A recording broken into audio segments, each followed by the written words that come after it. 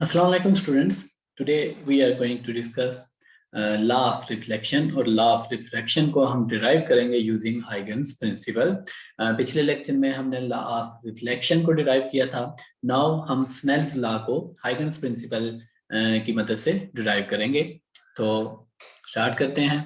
हमारे पास Huygens principal की ये डेफिनेशन है. इसको हम लास्ट लेक्चर में डिटेल में देख चुके हैं. अगर आप हाइगन्स प्रिंसिपल को समझना चाहते हैं तो इससे पीछे वाला जो लेक्चर नंबर 3 था उसकी वीडियो आप देख सकते हैं. नाउ हाइगन्स प्रिंसिपल को हमने रिफ्रैक्शन को स्टडी करने के लिए और स्नेल्स लॉ को डिराइव करने के लिए यूज करेंगे. तो अगेन आप यहाँ पे कंसीडर करें कि आपके पास टू रेज हैं, रे नंबर 1 और रे नंबर 2.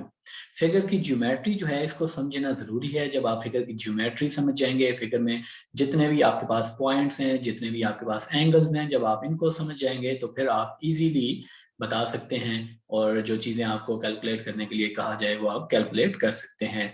अब यहाँ पे हमारे पास टू रेज हैं. एक रे नंबर 1 है और एक रे नंबर 2 है आपके पास. सो दिस इज रे नंबर 2 एंड दिस इज रे नंबर 1. रे नंबर 1 जो है वो पॉइंट ए पे आपके पास पहुंचती है और रे नंबर 2 जो है वो पॉइंट बी पे पहुंचती है और दोनों ये सेम पॉइंट पे पहुंचती हैं. पॉइंट ए और बी पे सेम टाइम पे पहुंचती हैं. उसके बाद कुछ टाइम डेल्टा टी के बाद रे 1 जो है वो पॉइंट ए से पॉइंट डी तक पहुंच जाती है और उसी टाइम डेल्टा टी में जो रे नंबर 2 है वो पॉइंट बी से पॉइंट सी तक, वेवलेट जिसको आप कह लें, वो पॉइंट सी तक पहुंच जाता है फ्रॉम पॉइंट बी. तो ए से डी तक जो वेवलेट को टाइम रिक्वायर्ड था मूव करने के लिए वो डेल्टा टी है. सिमिलरली जो पॉइंट बी से पॉइंट सी तक वेवलेट को टाइम रिक्वायर्ड था मूव करने के लिए वो भी टाइम जो है वो सेम है, डेल्टा टी है. लेकिन इन दोनों डिस्टेंस में फर्क क्यों है? ये दोनों डिस्टेंस जो है वो डिफरेंट क्यों है? ए डी डिस्टेंस जो है वो स्मॉल है as compare to B C distance. तो इसकी रीजन ये है कि ए डी जो डिस्टेंस है, जो वेवलेट ट्रेवल कर रहा है, वो मीडियम नंबर 2 में ट्रेवल कर रहा है और जो बी और सी डिस्टेंस ट्रेवल हुआ है वो मीडियम नंबर 1 में ट्रेवल हुआ है. तो दोनों मीडियम डिफरेंट हैं. तो दोनों मीडियम में स्पीड ऑफ लाइट जो है वो भी डिफरेंट होगी. मीडियम 1 में speed of light v1 consider आप करेंगे और मीडियम 2 में स्पीड ऑफ लाइट जो है वो v2 कंसिडर करेंगे. सिमिलरली इंडेक्स ऑफ रिफ्रैक्शन जो है वो n1 होगा मीडियम 1 में और n2 होगा मीडियम 2 में. तो ये हमारे पास ज्योमेट्री थी. अब हम आते हैं एंगल्स पे. तो एंगल्स अगर आप देखें तो रे 1 जो है वो एंगल बनाती है θ1 विद द परपेंडिकुलर या normal direction to the surface, जो कि यहाँ पे शो किया गया है. θ1 एंगल बन रहा है नॉर्मल डायरेक्शन के साथ. और इसी तरह अगर आप देखें तो ये θ1 एंगल यहाँ पे कैसे बन रहा है, इसको हमें स्टडी करने की जरूरत है. यहाँ पे एक फेमस थ्योरम है ज्योमेट्री का जिसको आप कहते हैं कि अगर दो लाइंस के दरमियान एंगल θ1 हो, जिस तरह से यहाँ पे दो लाइंस आपके पास गिवन है और उनके दरमियान एंगल θ1 है, एक ये डॉटेड लाइन है और एक ये रे 1 है, इन दोनों के दरमियान एंगल θ1 है. तो अगर दो लाइंस के दरमियान एंगल थीटा हो तो दो लाइंस के परपेंडिकुलर, उन दोनों लाइंस के परपेंडिकुलर जो लाइंस हैं उनके दरमियान भी एंगल थीटा होगा. तो अगर आप रे 1 वाली लाइन देखें तो इसके परपेंडिकुलर ये लाइन है आपके पास A B line, dotted line जो शो की गई है ये लाइन 1 के परपेंडिकुलर है. इसी तरह ये जो डॉटेड लाइन थी इसके परपेंडिकुलर आपके पास ए सी लाइन है, ये वाली लाइन. तो इन दोनों के दरमियान भी एंगल θ1 होगा. ठीक है. अगेन मैं उस थ्योरम को रिपीट करता हूं कि अगर दो लाइंस के दरमियान, लेट से आपके पास ये टू लाइंस थी और इनके दरमियान अगर एंगल थीटा था तो इन दोनों लाइंस की जो परपेंडिकुलर लाइंस होंगी, लेट से इस लाइन की परपेंडिकुलर लाइन ये बनती है और इस लाइन की परपेंडिकुलर लाइन ये बनती है, तो इन दोनों के दरमियान भी एंगल थीटा होगा. तो ये बेसिकली थ्योरम है आपके पास जो हमने यहाँ पे अप्लाई किया है और दोनों जगह θ1 और θ1 लिख लिया है. अब जो एंगल ऑफ रिफ्रैक्शन था वो आपको θ2 गिवन है. यहाँ पे भी अगेन हम θ2 जो एंगल हमें गिवन है इसमें वही थ्योरम यूज करेंगे कि जो लाइन आपके पास ए डी लाइन है, आपके पास जो रे की लाइन है ए डी, इसके परपेंडिकुलर ये डॉटेड लाइन आपके पास बन रही है. इसी तरह जो लाइन आपके पास ए से लेके ये नीचे तक जो डॉटेड लाइन है इसके परपेंडिकुलर आपके पास अगेन ये लाइन बन रही है. तो इन दो लाइंस के दरमियान भी एंगल θ2 होगा. इस तरह हमने ये एंगल्स जो हैं यहाँ पे क्लियरली मेंशन कर दिए. अब हम आते हैं और कंसीडर करेंगे अपने इस ज्योमेट्री को कंसिडर करते हुए हम लॉ ऑफ रिफ्रैक्शन, जिसको यूजुअली स्नेल्स लॉ कहा जाता है, उसको डिराइव करने की कोशिश करेंगे। ठीक है, तो स्टार्ट करते हैं। हमारे पास यहाँ पे दो ट्राइंगल्स बन रही हैं। तो फर्स्ट ट्राइंगल है हमारे पास triangle A B C, triangle A B और सी ट्राइंगल हमारे पास बन रही है। और इसी तरह हमारे पास जो दूसरी ट्राइंगल बन रही है वो बन रही है ट्राइंगल ए डी और सी। इनको मैं हाईलाइट कर देता हूँ ताकि आप इनको इजीली यहाँ पे समझ सकें। और उससे पहले फिगर में जो हमने चेंजेस किए हुए हैं उनको हम यहाँ पे रिमूव कर देते हैं, ताकि फिगर में ज़्यादा मैस क्रिएट ना हो, ताकि समझने में ज़्यादा मुश्किल का सामना आपको ना करना पड़े।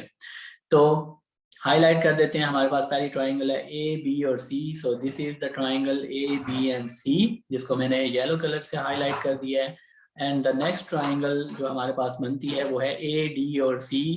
और इस ट्राइंगल को यहाँ पे अगर हम हाईलाइट करें तो ये आपके पास ए डी और सी ट्राइंगल बन रही है, जिसको यहाँ पे मैंने हाईलाइट कर दिया है विद ग्रीन कलर। तो इन दो ट्राइंगल्स को अब हमने स्टडी करना है।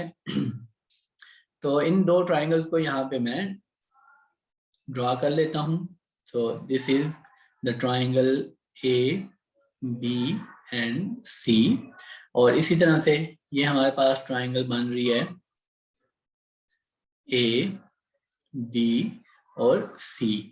अब यहाँ पे अगर आप देखें तो जो लॉन्गेस्ट साइड होती है ट्राइंगल की उसको आप हाइपोटेन्यूज कहते हैं। सो ए बी सी ट्राइंगल में ये साइड लॉन्गेस्ट साइड है, ये हाइपोटेन्यूज होगी। सिमिलरली ए सी साइड जो है अगेन दूसरी ट्राइंगल में भी हमारे पास लॉन्गेस्ट साइड है, तो उसको हाइपोटेन्यूज आप कहेंगे।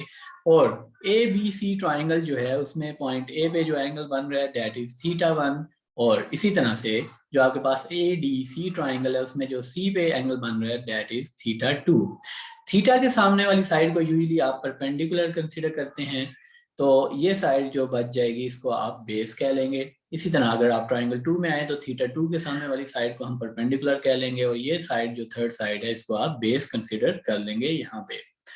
नाउ हमारे पास अगेन जो ए से लेके डी तक टाइम रिक्वायर था और बी से लेके सी तक जो टाइम रिक्वायर था वो हम कह चुके हैं कि डेल्टा टी था।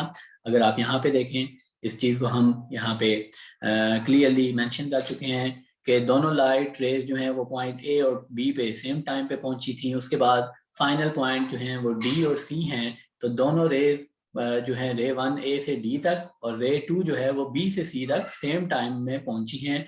तो आप यहाँ पे according to the velocity formula लिख सकते हैं कि ए डी जो है वो मीडियम 2 में है, जहाँ पे वेलोसिटी जो है लाइट की वो v2 है, तो A D equals to v2 delta T. इसी तरह से जो बी सी डिस्टेंस ट्रेवल हुआ है, बी सी डिस्टेंस आप यहाँ पे फाइंड कर सकते हैं सेम फार्मूला से। तो बी सी डिस्टेंस हमारे पास आ जाएगा equals to v1 delta T. क्यों? क्योंकि बी सी डिस्टेंस जो है वो मीडियम 1 में ट्रेवल हुआ है, तो उसकी वैल्यू v1 डेल्टा टी हो जाएगी। अब यहाँ पे इन दोनों ट्राइंगल्स से आप साइन की वैल्यू कैलकुलेट कर सकते हैं। So sine θ1 equals to some people have, sine जो है वो परपेंडिकुलर अगर हाइपोटेन्यूज होता है तो परपेंडिकुलर यहाँ पे बी सी है और हाइपोटेन्यूज जो है वो ए सी के इक्वल है। सिमिलरली इस ट्राइंगल में साइन θ2 अगर आप कैलकुलेट करें तो अगेन साइन थीटा जो है वो परपेंडिकुलर और हाइपोटेन्यूज होता है, तो परपेंडिकुलर इस ट्राइंगल में ए डी है और बेस जो है सॉरी हाइपोटेन्यूज जो है वो ए सी के इक्वल है। यहाँ पे मैं रिवीजन के लिए आपके लिख देता हूँ फेमस सेंटेंस के according, some people have curly brown hair through proper brushing. तो साइन थीटा परपेंडिकुलर और हाइपोटेन्यूज होता है। अब यहाँ पे जो हमने इक्वेशंस लिखी हैं, इन इक्वेशंस में आप बी सी की वैल्यू पुट कर सकते हैं यूजिंग दिस वैल्यू। तो बी सी की वैल्यू हमारे पास है v1 डेल्टा टी और ए सी एज इट इज आ जाएगा। सिमिलरली साइन θ2 वाली इक्वेशन में आप ए डी की वैल्यू यूज कर सकते हैं which is v2 delta T, वो वैल्यू हम यहाँ पे पुट कर देंगे। तो ये हमारे पास साइन θ1 और साइन θ2 की इक्वेशंस बन गई। अब इन इक्वेशंस को आप डिवाइड कर देंगे। So sine θ1 divided by sine θ2, right hand side से डिवाइड होती है इक्वेशन की, और लेफ्ट हैंड साइड से डिवाइड होती है।